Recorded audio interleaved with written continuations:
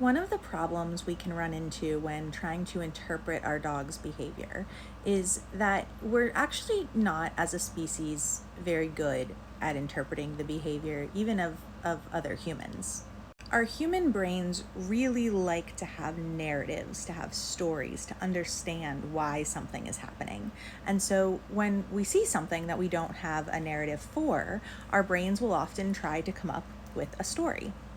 And that story is created through our own bias. Sometimes it's created based on our worst fears. Sometimes it's created based on experiences that we've had that feel similar to what we're seeing. And sometimes we're spot on, but sometimes we're really off base.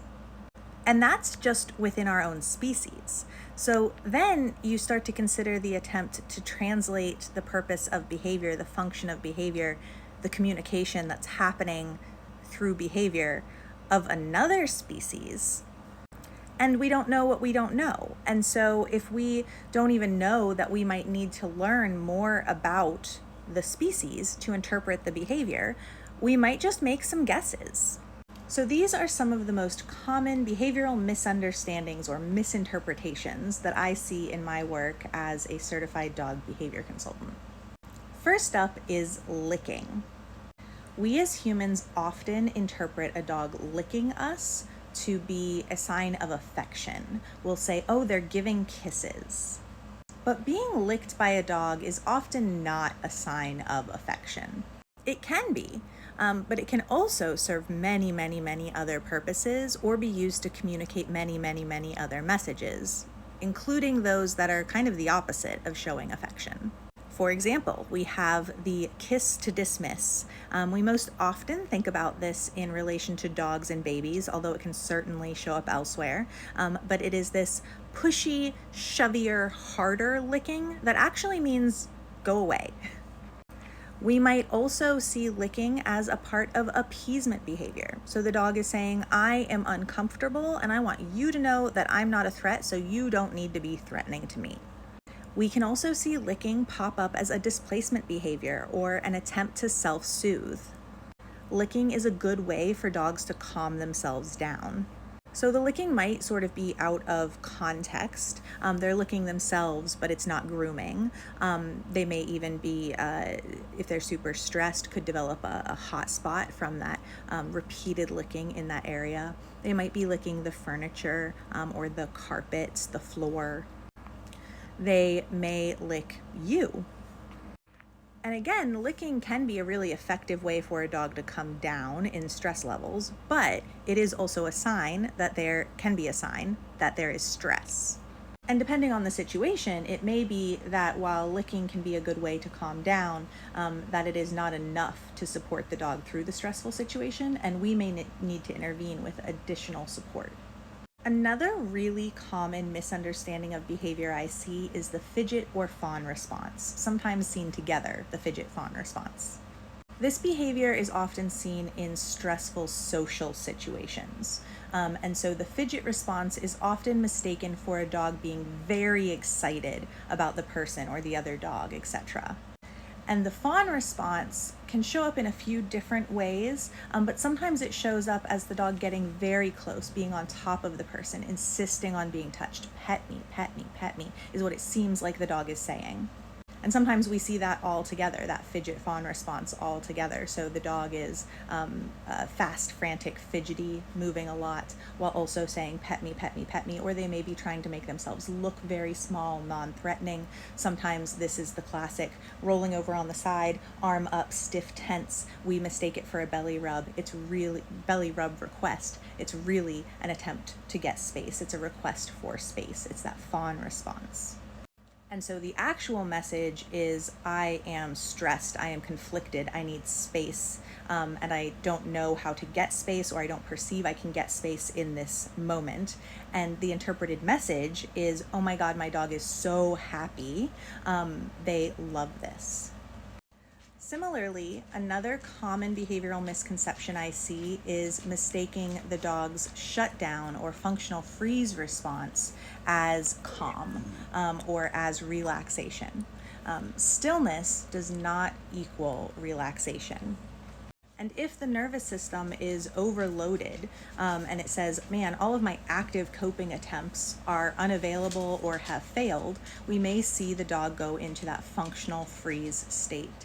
And at that point, the dog is hypo-aroused. So those hyper-aroused stress signals like dilated pupils, panting from an elevated heart rate, tense muscles, excessive shedding or dander, they all go away. Dogs in freeze are the most stressed. That survival response is associated with the higher levels of stress responses, more so than aggressive behavior or that extreme flight, which are active coping. The freeze response is associated with lower resilience to stress. It is the most extreme stress response. And then the unfortunate interpretation is that the dog is fine. A really classic place to see this is a dog who is visibly uncomfortable in a vet's office or at a grooming appointment, but then when they're taken away to the back, which I recommend not doing that, but some clinics still do take the dog away to the back, they separate them from their safe person, and the dog says, well, now I'm in this situation where fight, flight, fidget, fawn don't feel like accessible options, and so they shut down, they freeze, and then the messaging is the dog was fine back here, and sometimes, unfortunately, the messaging then is the dog does better when their human's not here, or worse, the human, we say, you're part of the problem. And then last one for this video, another common behavioral misunderstanding I see is dogs and fetch. I often work with folks who in the beginning think that fetch is their dog's favorite game, that their dog lives for fetch. But often when we dig in, we find that the dog is not actually in love with fetch, but they are rather using it to cope with stress. They're using it as a distraction from pain. They're using it to navigate situations that they don't know how to navigate. And they're doing this at high levels of arousal, which means that they are much less aware of how they're moving their body, making it more dangerous physically for them. Certainly I worry about knee injuries and CCL tears, especially if we're talking about a dog who is playing fetch, engaging in overexercise to deal with something like pain. We're also, in this case, seeing a dog who's highly aroused, having trouble coping, and their attempt to cope is through a game that is going to increase their arousal. And often in my client population, these are dogs who already struggle to come back down from stress events and who struggle both with the time associated with that, so it takes them longer to come back down, their resilience is low, and or they struggle with self-regulation, so they lack the ability or the ability to at least in a very efficient way engage in behaviors that will bring themselves back down. And then sort of at the far end of the spectrum, we can actually have dogs who are engaging in fetch as a compulsive behavior. This can actually be diagnosed by a veterinarian, canine compulsive disorder.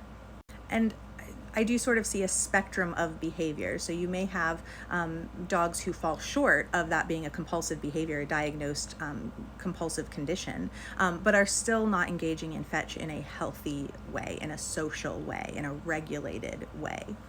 But unfortunately, the more unhealthy that fetch gets, the more it looks like the dog lives for the activity. So dogs who are at that far end of the spectrum, where they are dealing with, say, a diagnosed compulsive disorder, are often the dogs who are thought to love fetch the most, right? Because these are the dogs who become distressed if the game ends, who will play with anyone. They don't care who. It's about the fetch. It's not about the social interaction.